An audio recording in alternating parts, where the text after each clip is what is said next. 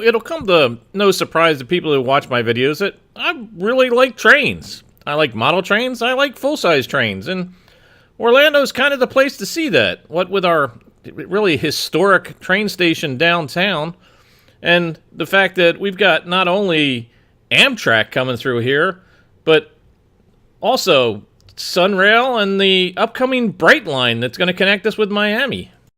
And of course, there's that other place I've been known to go to that's got trains of every kind of description at it.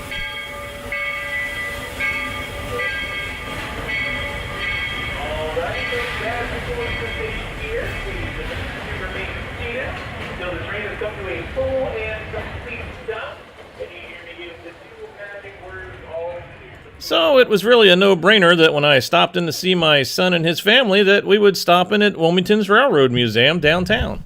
Because in a kind of convoluted way, Wilmington's Railroad Museum is really connected with Central Florida. And not just through travel posters, but through the actual engine that they have on display outside. See, when Jack Bejna, also known as Juice Junkie, took this picture at 250, she was sitting out in front of Seaboard Coastline's headquarters in Tampa. Now she sits proudly in front of the Wilmington Railroad Museum. But old 250 is hardly the only thing they have on display at the Wilmington Railroad Museum.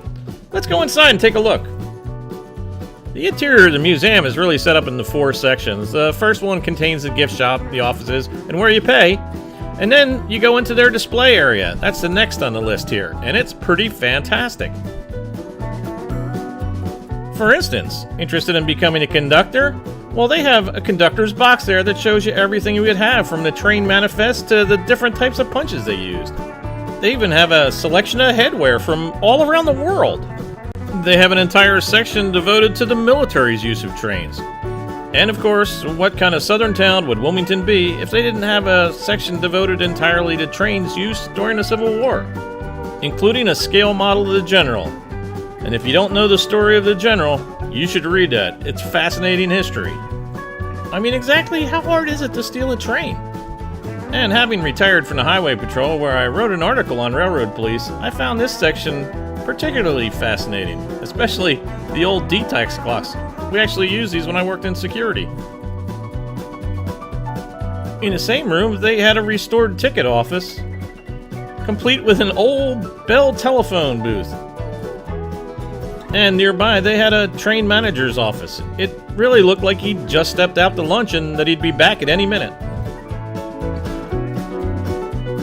They had a large collection of train signs in this room also, but what I really wanted to see was in the other room. So, let's head off to the model train hall. See, these guys take their model train seriously here. They even held a Guinness Book World Record for the longest model train. Established in 2011, that record still stands. And in the hallway, there's a full-length Atlantic Coastline Streamliner train. This was the baby that connected North Carolina and Florida. But let's get back to the model trains, because there's not one, but 2 separate train rooms at the Wilmington Train Museum. The first room you enter contains their O-scale layout, and it's a large layout. It'll take a while to take it all in.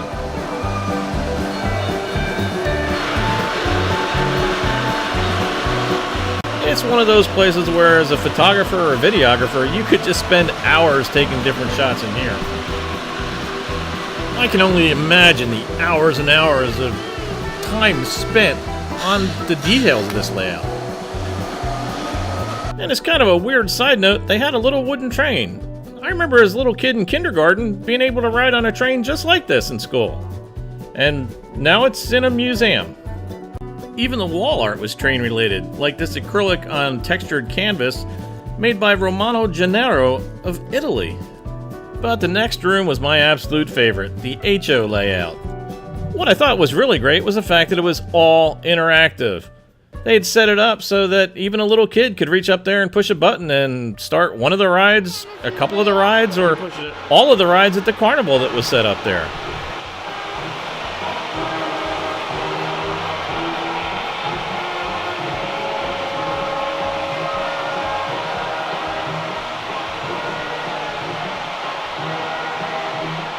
And their attention to detail was amazing, whether it was deer just standing on a hill or the deer that didn't quite make it out of the pathway of the moving truck. And what super huge train layout would be complete without a burning building? And it looks like the firefighters just about got a handle on this, and they'd probably be making out better if this one engine could get across the railroad tracks. And it doesn't look like the police department is making any better progress than the fire department is in responding. See now, that's what I call attention to details. Wilmington itself is a beautiful southern city with a beautiful downtown and a fantastic waterfront that's being fixed up more and more every day. You also might recognize it from the movies and TV. The older folks will remember this as the courthouse that Matlock used to go into. And the working waterfront, can anybody say Iron Man 3? In a city where transportation choices include not only a horse-drawn trolley, but a pedal pub, it seems only natural that you'd want to make that into a train layout itself, and that's exactly what they did, modeling the city of Wilmington in HO scale.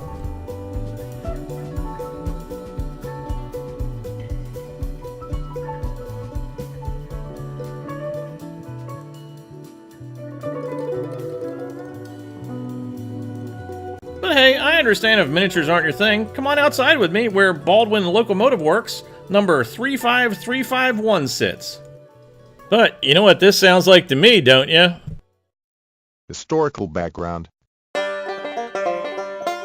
Built for the Atlantic coastline in 1910, it saw mostly passenger service between Wilmington and Fayetteville until it retired in the 1950s.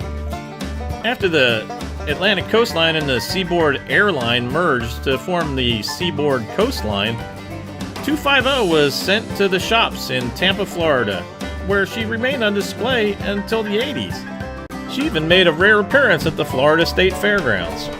And now, thanks to the Wilmington Railroad Museum and apparently an Eagle Scout, you can climb on up and check out the interior of the entire cab.